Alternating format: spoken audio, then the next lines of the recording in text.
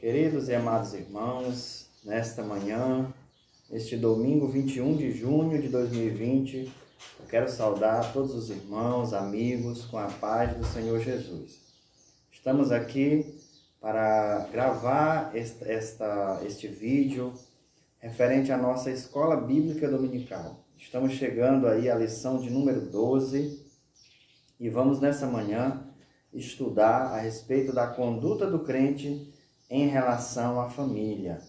Nós estamos estudando um assunto muito rico na carta de Paulo aos Efésios e neste domingo vamos estudar a respeito da família. Mas antes de adentrarmos a esse assunto, eu gostaria aqui de saudar mais uma vez todos os irmãos, em nome do nosso pastor, presidente, pastor Adão Filho, e da missionária Luísa, nossos pastores queridos que estão nos abençoando e agraciando com o seu pastoreado aqui neste campo de Velhinha.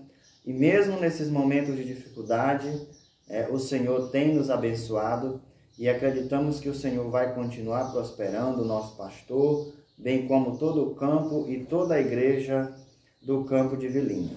Então, vamos aqui adentrar ao nosso assunto, que fala a respeito do crente em relação à família.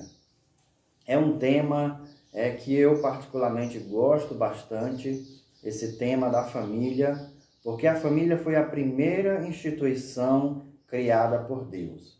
A família, ela realmente é um projeto de Deus, é um projeto que Deus criou, é um projeto que Deus vela por ele, que Deus cuida desse projeto, e é por isso que na Bíblia Sagrada, que é a palavra de Deus, nós encontramos a base, o manual, os fundamentos para que uma família seja feliz, para que uma família seja abençoada. Então, é com base na Bíblia Sagrada, principalmente aqui na carta aos Efésios, que nós vamos estudar essa manhã a respeito da conduta do crente em relação à família. O texto áureo da lição nos diz o seguinte, está lá em Efésios 5:31. Por isso deixará o homem seu pai e sua mãe, e se unirá à sua mulher, e serão dois numa só carne. Verdade prática. Deus estabeleceu o casamento monogâmico, heterossexual, indissolúvel, isto é, a instituição da família para a glória do nome dele. Então, a leitura bíblica em classe está localizada lá em Efésios capítulo 5, versos 21 a 33. Eu não vou ler, para esse vídeo não ficar muito extenso. E também em Efésios capítulo 6, versículos de 1 a 4. Se você, é interessante que você, mais uma vez, leia esses textos para que você compreenda melhor o que Deus quer nos trazer aqui essa manhã. Então, vamos adentrar aí a esse assunto que nós já falamos. Na Bíblia, o relacionamento familiar, como eu já falei, é um projeto divino, que pressupõe um matrimônio monogâmico, heterossexual e indissolúvel. Foi assim que Deus pensou o casamento, foi assim que Deus pensou a família. Então, embora o mundo queira mudar isso, embora o mundo queira atacar essa instituição sagrada que é a família, mas os seus fundamentos estão na palavra de Deus. E um exemplo muito grande que nós temos que a família é algo importante, que a família é algo de Deus, é exatamente essa ofensiva que o mundo, que o inimigo, ele tem feito em relação à família. Se a família fosse algo que não fosse importante, o mundo, o inimigo não estava nem aí para ela. Mas como ela é algo importante, como ela é algo crucial para a vida do cristão, para que o cristão alcance o seu objetivo, que é a salvação. Então, o inimigo ele tem atacado ela ferozmente. Então, isso é um dos motivos que a família, podemos dizer que ela é importante. Então, vamos para o primeiro ponto, que vai falar da conduta do marido, da conduta do crente como marido, porque nós sabemos que a família ela é formada por um homem, por uma mulher e por os seus filhos, pelos seus filhos. Então, a família de Deus, a família cristã, a família baseada na Bíblia Sagrada, ela é formada dessa forma. Ou seja, Deus fez macho e fêmea, ou seja, é uma relação heterossexual e dali a sua prole, então Deus forma a sua família. Não existe na Bíblia Sagrada, à luz das Escrituras, fundamentada nas Escrituras, outro tipo de família. O mundo quer criar outras situações e nós aqui podemos até respeitar a opinião de cada um, mas dizer com todo o amor que há na Bíblia Sagrada que esses tipos de família não estão fundamentados na Bíblia Sagrada e não têm a vontade de Deus sobre elas. Então nós vamos estudar nesse primeiro ponto a respeito do marido, o papel do marido como líder da família. Nós sabemos que Deus, ele colocou o homem como o líder da família. E como que nós podemos dizer isso? Lá em 1 Coríntios, capítulo 11, versículo 3, a Bíblia nos diz que Cristo é o cabeça do homem. O homem é o cabeça da mulher e como também Deus é o cabeça de Cristo. Então aqui há uma hierarquia, aqui há uma organização. No reino de Deus as coisas todas são organizadas de maneira que as coisas fluem da melhor maneira possível. Então, para que o casamento acontecesse da forma que Deus quer, para que a família ela vá bem, para que uma família ela seja abençoada por Deus, nós devemos seguir essa hierarquia que foi instituída pelo próprio Deus. Então, o homem, ele é o cabeça da mulher, ele é o cabeça do lar, ele é o cabeça da família, como também Cristo é o cabeça da igreja, né? Então, nós podemos ver que Cristo ele lidera a sua igreja visando o seu absoluto bem-estar. Assim também deve ser o marido, né? Ele é o líder da família, então ele deve liderar a sua família, ele não pode delegar isso para a sua esposa, ele não pode delegar isso para os seus filhos. Já pensou uma família onde os filhos, né, sem tanta experiência, adolescentes, jovens, tomam o papel de líderes da família? Não daria certo. Mas Deus colocou esse papel de liderança no homem e colocou a mulher como sua ajudadora. Nós vamos entender mais à frente o papel da mulher nessa relação.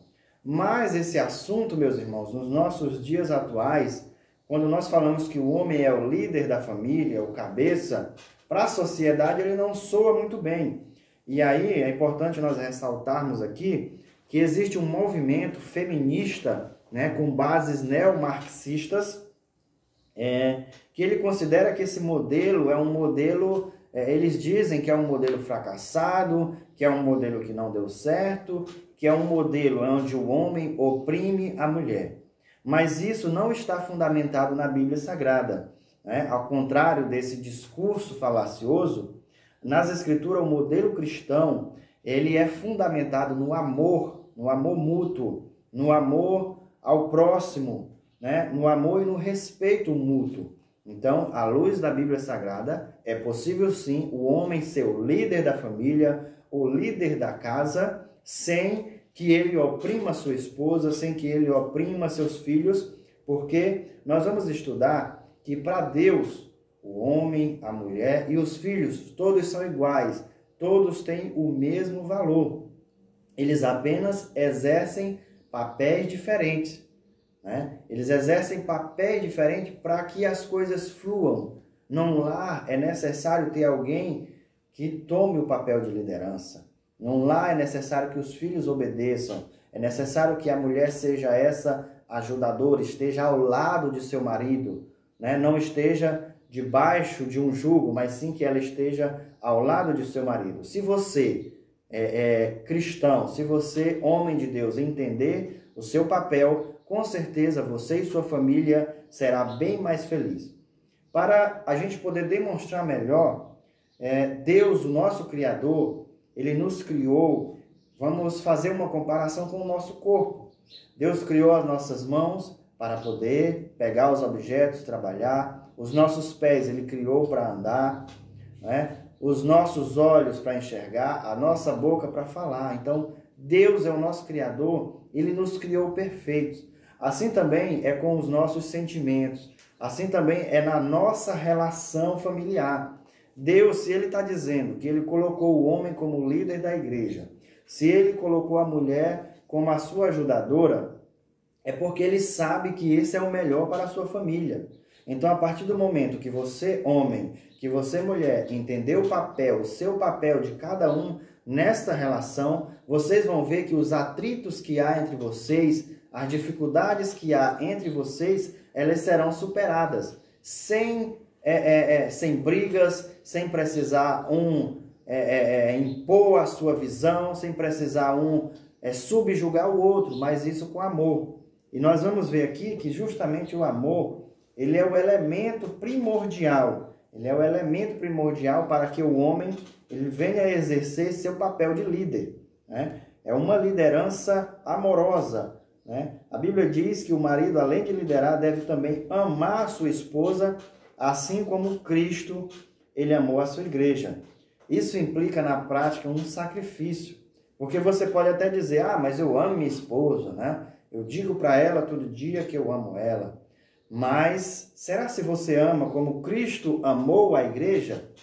Se faça essa pergunta, se faça essa reflexão.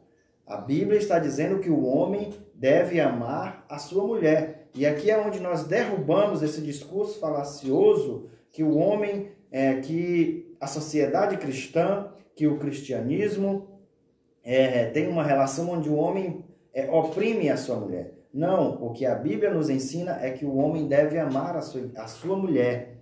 Mas amar de que forma? Amar como Cristo amou a igreja. Isso é muito forte. Isso é muito importante para que eu, como marido, você também como marido que está me vendo aí, venha entender, né? E você também, mulher, venha entender o papel do seu esposo. Então, o homem deve amar a sua esposa como Cristo amou a igreja.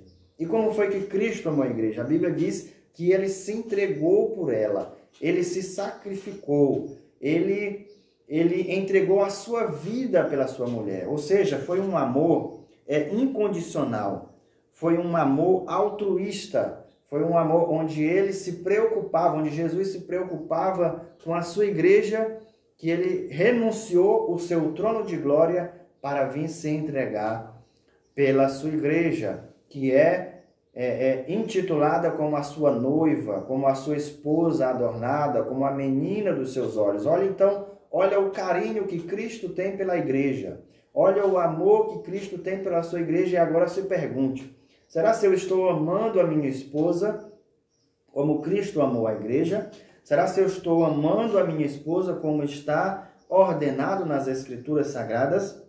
Se você não está, então é bom você refletir e buscar a mudança nesse seu amor. Então, os maridos devem também manter a união e a harmonia conjugal por meio do exercício do amor, né? E uma outra coisa que o marido deve fazer, que isso está atrelado ao amor, é cuidar, né? O marido deve cuidar da sua esposa, né? Cristo, ele cuida da sua igreja, né? A igreja é intitulada como a igreja adornada. Adornar a igreja de Cristo é cuidar, é dar o que ela necessita, é prover aquilo que ela precisa, né? A Bíblia até nos fala, né, que quem ama a sua mulher ama a si mesmo, porque nós vimos que os dois são uma só carne.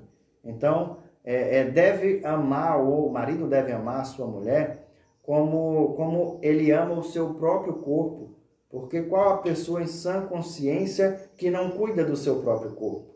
Qual a pessoa em sentido normal que não cuida de si mesmo? Então o homem, ele deve amar a sua mulher, ele deve cuidar dela, ele deve dar a sua devida atenção, ele deve respeitá-la, tanto em particular quando eles estão a sós, quanto quando eles estão com outras pessoas nas igrejas ou por onde eles forem. Então deve haver esse afeto, essa consideração e essa honra para com essa mulher que Deus colocou ao lado dele. Então, tal demonstração de amor deve ser sincera, né? Isso deve ser com sinceridade.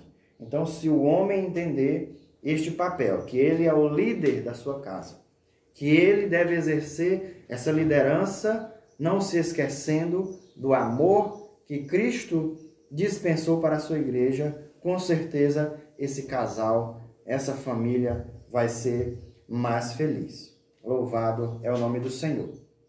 Sintetizando esse tópico 1, nós podemos resumir dizendo que ao marido Deus delegou a liderança do lar e o dever de amar sua esposa com verdadeiro altruísmo. Então, para sintetizar tudo que a gente falou, nós podemos sintetizar nessa frase. E agora nós vamos estudar a respeito da conduta do crente como esposa. Agora vamos ver o papel da esposa dentro de um lar cristão, como crente, como serva do Senhor, como que ela deve se portar diante do seu marido. Então, de acordo com a analogia paulina em relação ao matrimônio, a mulher casada é comparada à igreja de Cristo. Nesse ponto veremos a conduta requerida da esposa cristã, o conceito de submissão cristã. Então, queridos amados irmãos, esse assunto é um assunto muito explorado pelo inimigo de nossas almas, né? Muito explorado por essas correntes como o feminismo, que não entendem essa submissão que Deus colocou aqui para a mulher. Mas essa submissão ela está pautada na Bíblia Sagrada, da esposa para com seus maridos. No caso das esposas, a submissão deve ser assim como a igreja está sujeita a Cristo. Nós, enquanto igreja, nós passamos a entender que nós estamos sujeitos a Jesus Cristo, porque Ele se entregou, Ele morreu por nós, Ele nos livrou de uma situação. E também esse mesmo sentimento a mulher deve ter para com seu marido, aquele mesmo marido que nós estamos falando, que ama a sua esposa, que exerce o papel de liderança. Então, a mulher, ela deve ter essa submissão. Ah, mas meu marido, ele não exerce esse papel, ele não demonstra esse amor. Mesmo assim, faça a sua parte. Mesmo assim, Deus deixou o seu papel. Se ele não está fazendo, ajude ele a fazer. Ajude ele a fazer o seu papel fazendo a sua parte. Porque se você for fazer a parte dele, se você for querer exercer o papel que Deus deixou para ele, essa relação ela vai ficar desproporcional e as coisas não vão dar certo. Procure a ajuda de Deus, né? Chame seu marido para orar, chame seu marido para conversar com o seu pastor. Nós temos um pastor que gosta muito de ajudar, de orientar as famílias, nosso pastor Adão Filho. Procure seu pastor, chame seu esposo, converse com ele. Entendam que esse papel ele é fundamental para que vocês tenham uma família abençoada por Deus. Então, portanto, aqui não se trata de uma sujeição irracional ao domínio de alguém, mas voluntário e de grata aceitação do amor e cuidado do marido.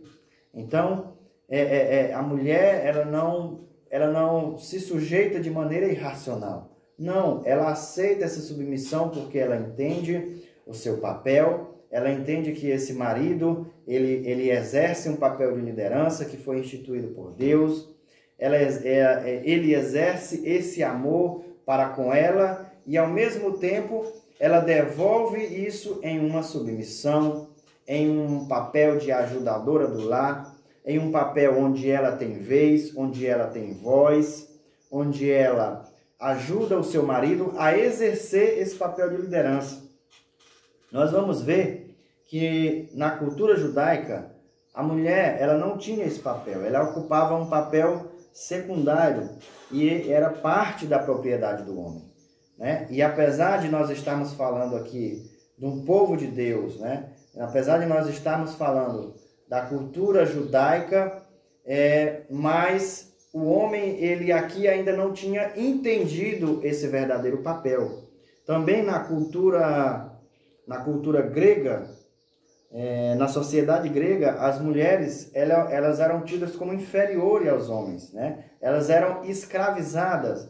Então, tanto a cultura dos judeus como a cultura grega, a cultura dos romanos, não dava esse devido valor que a mulher tinha, né? Os homens, depois que o pecado entrou no mundo, muita coisa o homem se distanciou de Deus. O homem começou a fazer de maneira em que não entendiam o verdadeiro propósito de cada um. Mas Jesus Cristo, ele veio, Jesus Cristo, ele mudou esse papel. Nós podemos ver que no Evangelho de Cristo, as mulheres alcançaram uma posição de dignidade. Nós podemos ver que quando Jesus, ele conversa com aquela mulher samaritana, ele quebra alguns paradigmas, né? Geralmente, um judeu não se comunicava com um samaritano e muito menos com uma mulher. Então, Jesus, ele conversa com aquela mulher, ele explica para ela sobre o plano da salvação. Ele estava demonstrando que a mulher, como era tida da cultura dos judeus, não estava certo o papel em que o próprio homem, que a sociedade tinha colocado a mulher como uma posição secundária, como uma posição de inferioridade. Então Jesus, ele traz essas mulheres agora para a posição de igualdade com os homens. Igualdade em relação ao plano da salvação. Ou seja, como eu falei no início da lição, homens e mulheres são iguais para Deus. Não existe um melhor, não existe um maior do que o outro. Todos são iguais. Eles apenas têm papéis diferentes que eles devem entender esses papéis para que eles venham ser mais felizes, para que eles venham ser um casal abençoado, para que eles venham ser verdadeiramente uma família onde venha habitar a harmonia de Deus. Então, nós podemos ver naquela situação em que uma mulher foi pega em adultério, né? Jesus, ele perguntou ali, mulher, ele perguntou para aqueles homens, quem não tem pecado, atire a primeira pedra. Jesus estava ensinando para eles que aquela mulher, ela foi pega em adultério, com certeza ela foi pega junto com o homem. Mas os fariseus, hipócritas como eram, eles não trouxeram também o homem para ser julgado, trouxeram apenas a mulher. Então nós podemos ver aqui, né, essa cultura como ela estava arraigada pelo sentimento humano, pelo pecado, por esse sentimento onde a mulher é tida como inferior. Mas Jesus vem para mudar isso. Ele disse, olha mulher, se teus acusadores não estão aqui, eu também não vou te acusar. E ele perdoou aquela mulher e disse, vai e não peques mais. E ele deu a salvação para aquela mulher. Louvado é o nome do Senhor. Então, hoje, a mulher cristã, ela desfruta de plena liberdade em Cristo. E ela não está sujeita a nenhum sistema de escravidão. Ela é livre. Ela tem igualdade com o homem no plano da salvação, como eu falei.